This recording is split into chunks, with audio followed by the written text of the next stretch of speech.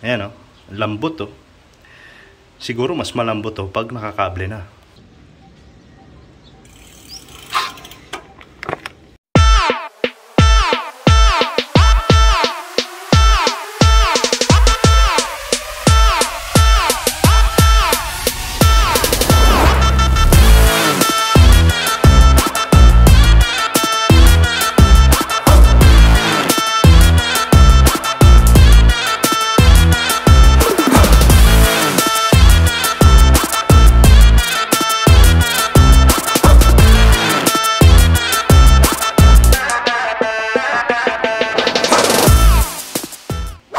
So good day guys, today may ipa-product check ulit tayo. Last time, chinek natin yung hubs natin, 1,000 plus views. So meaning naging helpful sa inyo yung last product check ko. Today, i-check natin is brake naman siya.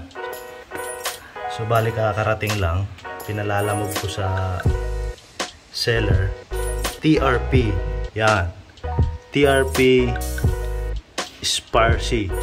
Ewan ko kung tama yung pronunciation ko, Spiracy or Spiracy. So TRP siya, yan. Kasi ito nga pala yung bike ko. So mayroon akong mountain bike, and ito yung latest ko na nabili. Second hand na siya bale. Sinubukan ko lang mag road bike, pero parang mas mapapadalas ko na tong gamitin kasi na-enjoy ko. Ngayon, ang ano na ito ngayon, ang brake niya is yung stock pa niya yung Pro. Yan o. Tapos ito rin. Yan. Working naman siya, kaso pansin ko tigas eh. Yan o. Tigas. Kailangan ko pang pumunta dito. Unlike dito sa isa, magkaiba siya. Yan o, malambot o. Itong tigas eh. So nung lusong, hirap na hirap ako, sakit ng kamay ko. Isa pa pala, di ko naman sinasabi na pangit to. At then since nakuha ko siya ng second hand, gamit na ako whatsoever, may experience kasi yung grupo namin dito. I-flash ko sa screen yung nangyari kay Enzo, yung isa naming kaakong Kings. Na-disgrasya siya eh.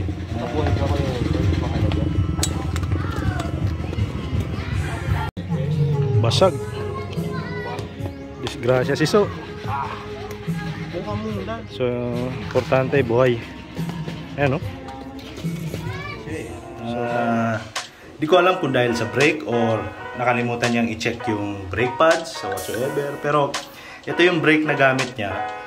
Dun sa case 4 niya rin, yung titanium, na-disgrasya siya, bali pareho na wala ng brake. So dahil doon, nagkaroon sa akin to ng parang bad impression, itong Pro na to eh. So ngayon, bumili ako na ito, nakita namin sa internet. Bali, mechanical brakes lang din siya, pero dalawang piston na. Yan.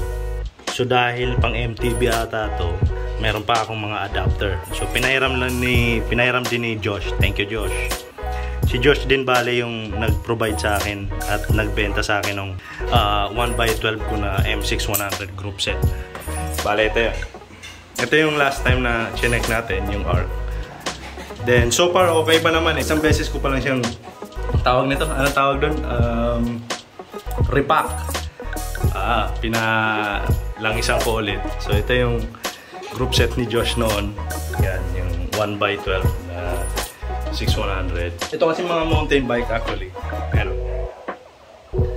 yung MT200 na brakes, mura lang siya eh.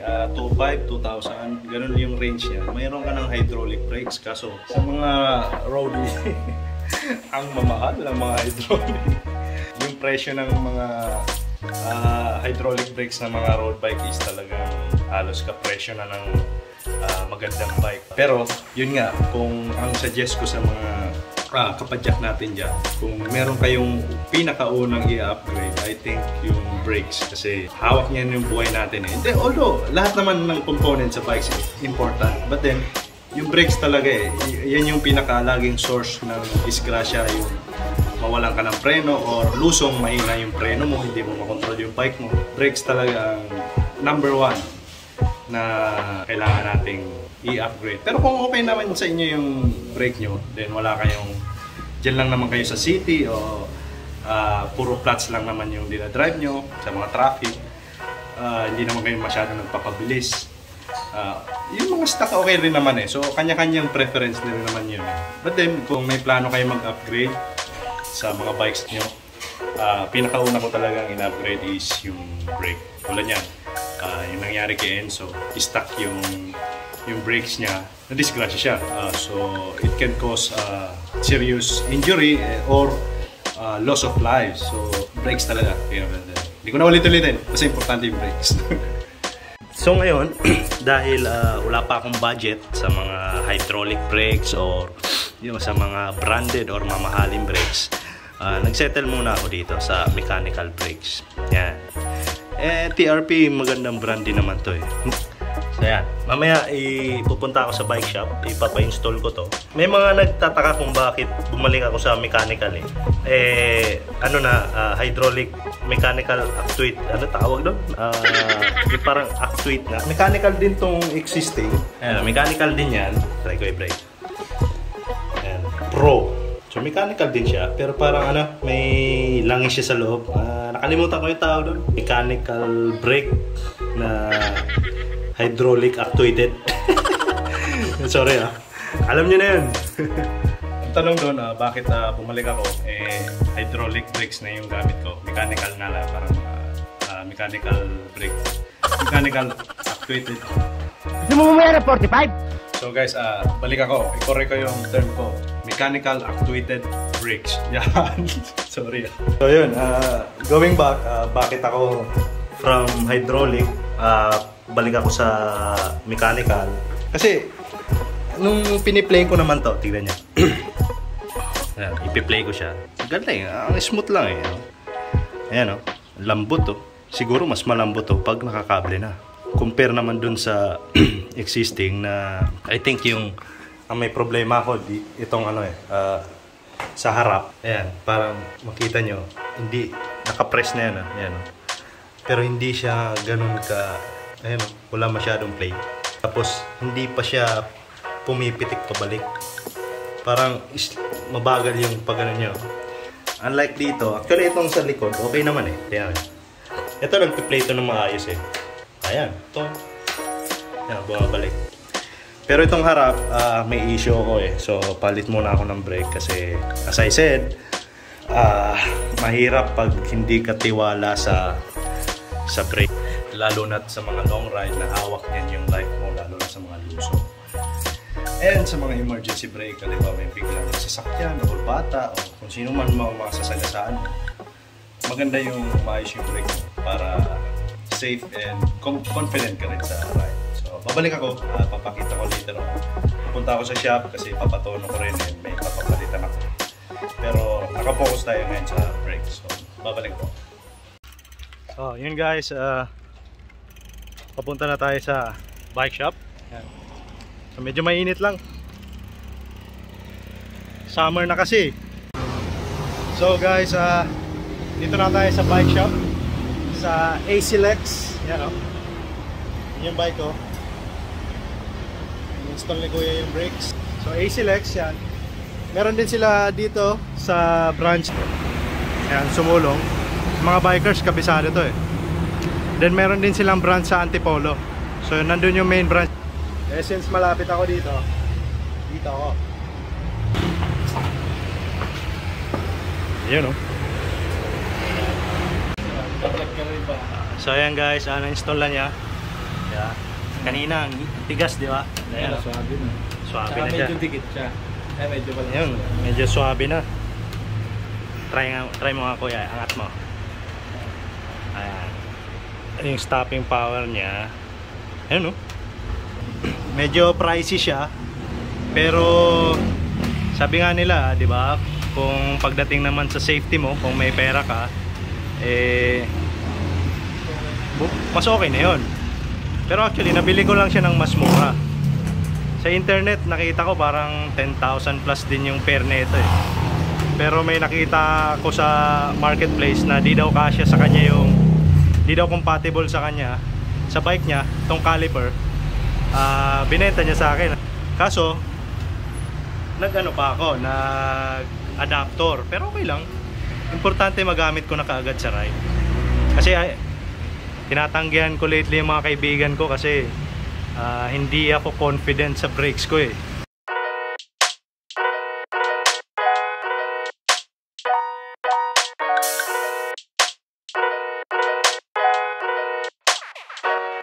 So bali guys, ito yung pinalitan natin. Tingnan nyo yung diferensya oh.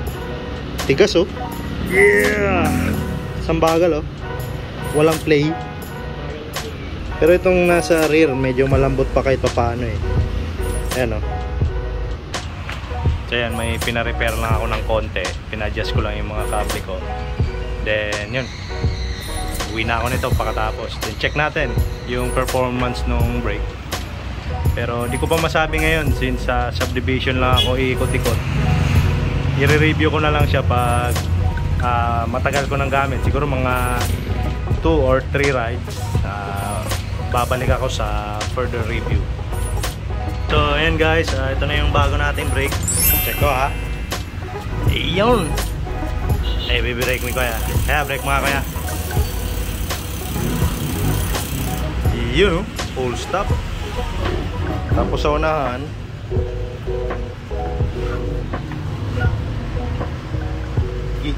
yun. So yun guys, ito na tayo sa village. Subukan ko muna tong bagong upgrade natin na brakes. Mukhang nag-improve nung papunta ako dito galing Sumulong. Masaya naman ako dito sa upgrade na to. Then pakita ko kung paano yung braking power niya. Ayan, ira-rides ko lang muna. Balik ako.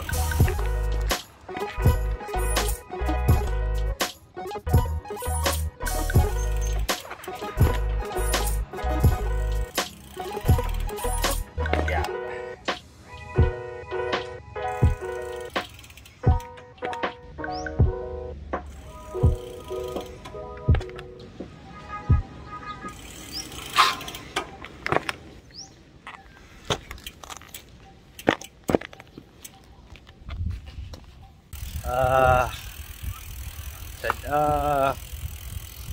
Anong masasabi ko sa brake na to?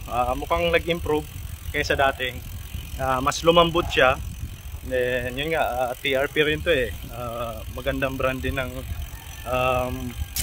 brake. Sa ngayon di ko pa masabi kasi dito lang ako sa loob ng village nagpa-practice eh. So uwi muna ako. Yun nga, na-check na natin yung braking power nito, which is naging okay naman. Wala naman akong masabi kasi nag-improve siya ng konti kaysa dun sa existing ko na brakes kanina.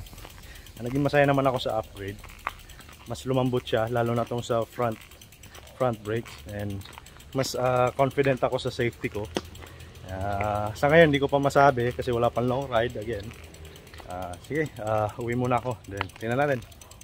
So bike review, bale nabili ko to second hand. Tinignan ko muna kung magugustuhan ko mag road bike. But I think nung nag long ride kami, mas mabilis nga siya at malayo yung napupuntahan namin. Tapos mas mabilis yung, mas shorter yung running time, then mas mahabang kilometers yung tinakbo namin. Nung nabili ko to, bale ito carbon to. Pinalitan ko lang kasi kaming grupo, velo group kami. Para pag mga long ride yan, malambot. Hindi nalalaspag yung mga puwet namin. Ito, specialized na drop bar.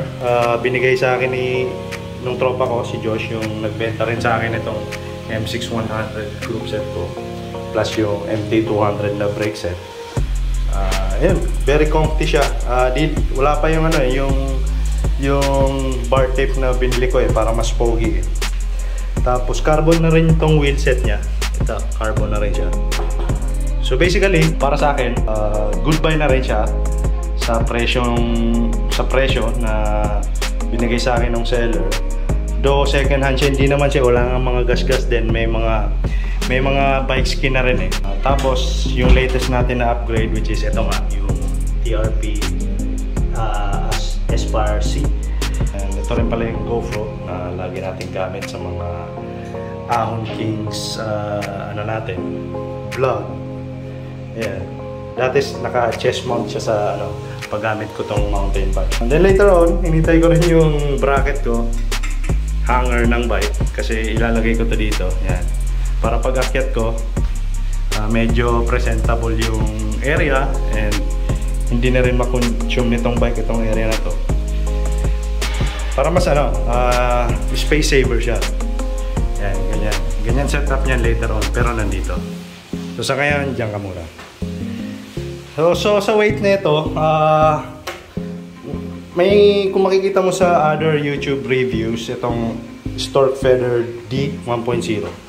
Since yung gulong niya is carbon, and dati aluminum to pinalitan ko lang ng carbon, so mas gumaan siya ng konti.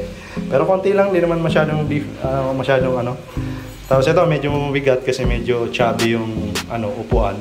Velo nga pala, velo. And then pag walang mga accessories, etc. Yung mga reviews sa YouTube, pag nung binuhat nila, wala lang kasi akong kiluhan eh. Nung binuhat nila nasa 8.5, 8.7 ganyan. And then ito siguro sa akin mga 9 kasi meron ng mga upuan din, pero nakabawas din to kasi full carbon to na specialized drop bar. And siguro sa caliper kasi nilagyan ko rin ng adapter to eh. So sa bike na to 1 to 10, grade ko siya na 8 kasi na-enjoy ko siya. Wala pa akong comparison kasi ito yung first road bike ko. Okay. 1 week later. So yun, brake check. Sulit na sulit. Lambot. Mas lumambot siya nung ginamit ko na. Dito ako sa Antipolo, sa Taktak. Ayan o, daming tao. Ayan. So, simba muna ako. Sa rating sa brake, wala akong masabi. Sulit yung yung binayad ko dito. Kahit mechanical lang siya, parang hydraulic lambot oh. So magre-review tayo sa bahay. So after few days ulit.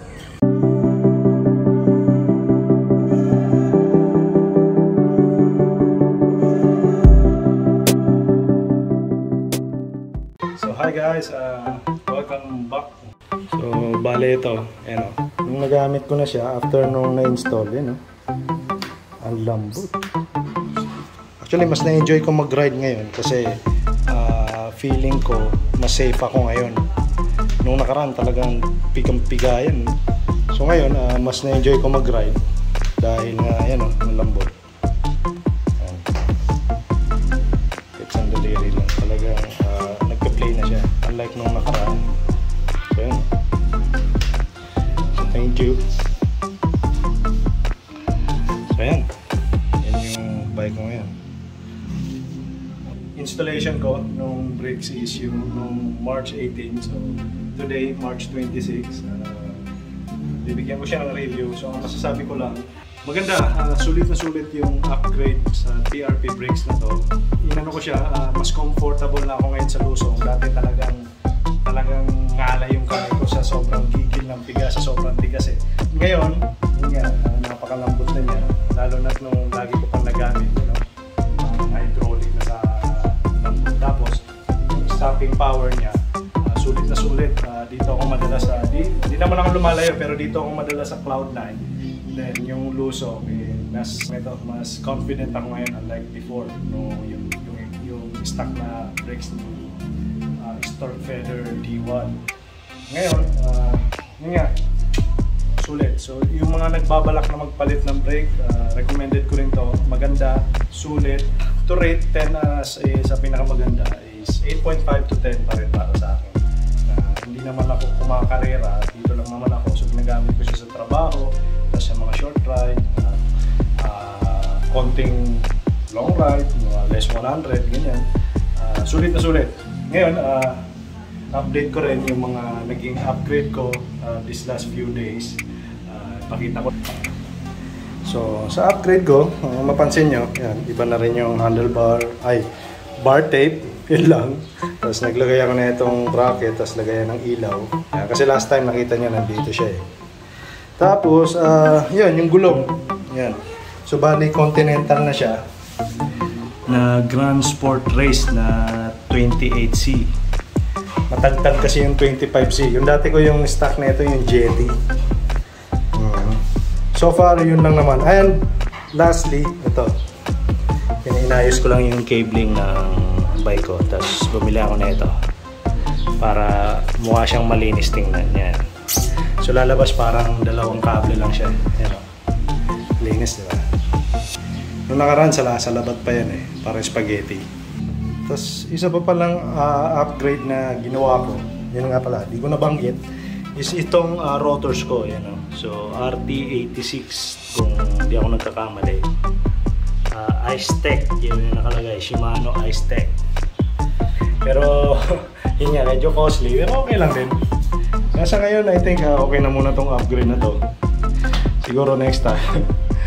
Ayoko na, gastos. Ayoko na magbanggit ng upgrade. Anyway, yun lang. Please like and subscribe our page, Ahon Kings. Di lang kami makapag-upload lately ng video kasi super busy sa work. Kasi hindi naman namin kinakaroon yung pagbablog namin sa Ahon Kings. But then, syempre, na-enjoy namin na may nanonood. So, stay tuned lang. Siguro pag may time, mag-edit ako. I-upload ko yung ibang rides namin. Very common naman yung mga rides namin. Hindi naman kami masyadong lumalayo. Dito lang sa Rizal and Batangas area, Talitay, ganyan. So, yun guys. Thank you sa panonood. Then, sa mga kapadyak natin dyan, ride safe always. Kita-kit sa kalsada. Hopefully,